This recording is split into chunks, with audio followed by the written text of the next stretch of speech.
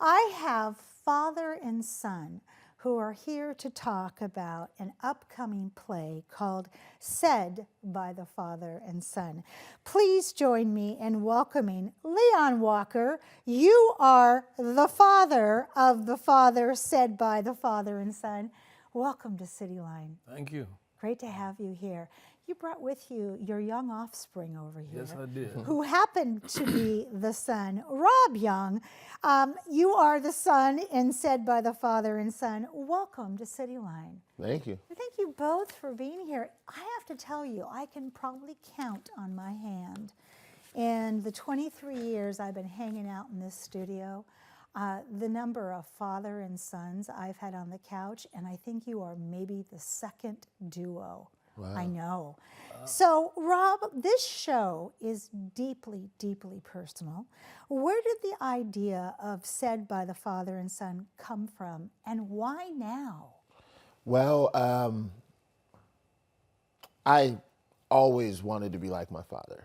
Yes. Growing up, watching him do motivational speaking and poetry, I could see my footsteps really followed after his. Yeah. And I think as I've gotten older, I've seen myself, step out of his shadow and really walk into his shoes, doing motivational speaking, poetry, and advocacy. God placed me back into Tacoma after being, up and down the West Coast. Yeah. And it felt like it was divine timing to really put this together, especially where we are in society and how important that narrative is, and understanding that the true authentic story of just our relationship is enough to create impact. And so I felt like this would be the perfect time to finally do a dream of standing on stage with my dad and doing a collection of pieces. Oh my gosh. Okay, so Leon, what can an audience expect when they walk into that Spanish ballroom, which first off is so breathtaking, on Father's Day? What makes this show more than just a performance? Well, we do poetry, and then we do movements, which most of my poetry throughout the year have been some sort of story, some sort of movement, and that's the way I write poetry. Yes, sir. And so we're going to be doing some of that and telling a story that Rob has developed. He sneaked me into this situation. So, I've been writing poetry for a long time. In the beginning, as a result, to tell stories to my kids, I didn't have time to tell them. Yes. Hopefully that they would read it either in a book form or some other medium, poems that I've written, poems of responsibility, poems of vision, poems of hope. No pressure having your children read your poems while you're watching. Yeah. yeah, for bedtime. The show blends, as Dad just said, poetry, music, storytelling, visuals. How did you choose this multi-layer format, and what does that unlock emotionally for the audience?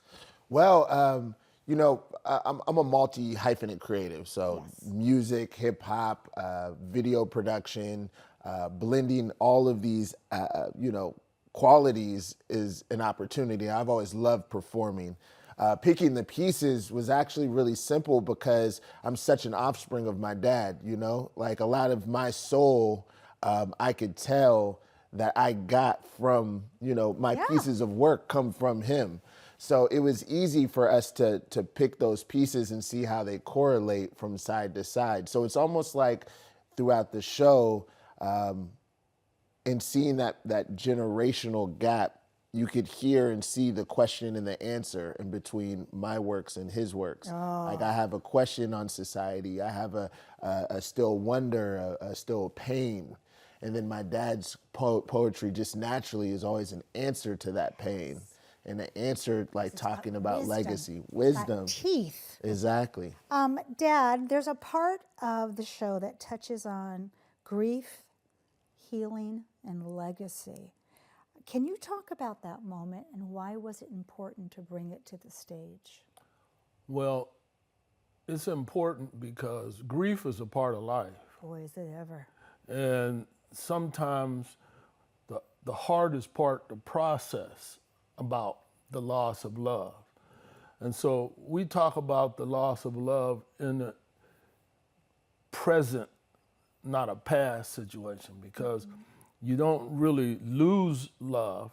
You just stop participating in it, and you continually participate it in a mental way, in a spiritual way.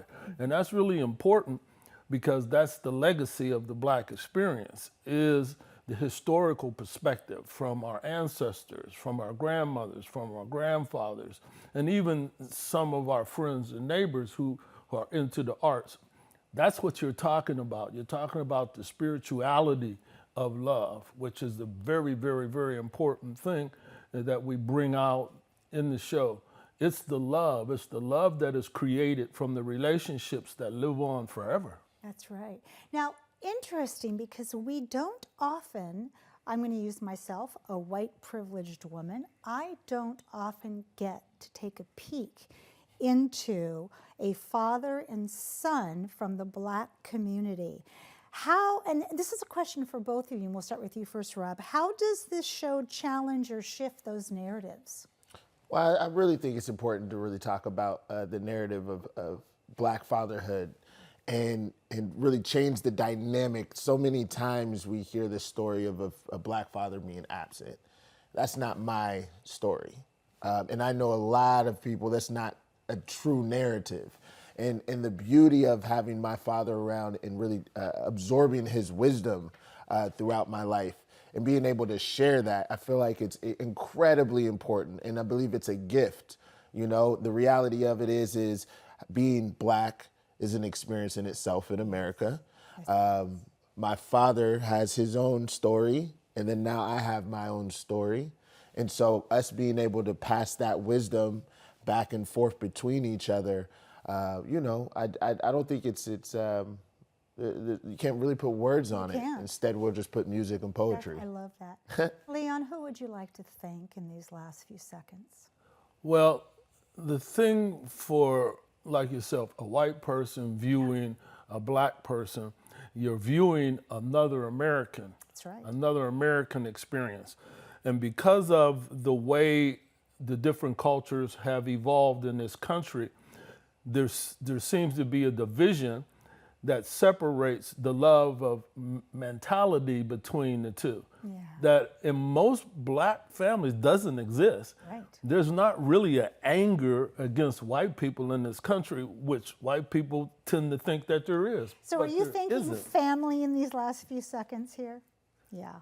Family is very important, because how you're raised with the history of yourself is very important for Black people in this country. It is. And it was always important to me to let my children know that one thing you have to do, it doesn't make any difference how Black you are, how light Black you are, or whatever, you have to produce. That's right. You have to contribute. Do the same thing as everybody else. It doesn't make a difference how they're looking at you. So I am going to end it there, because I could talk with the two of you all day.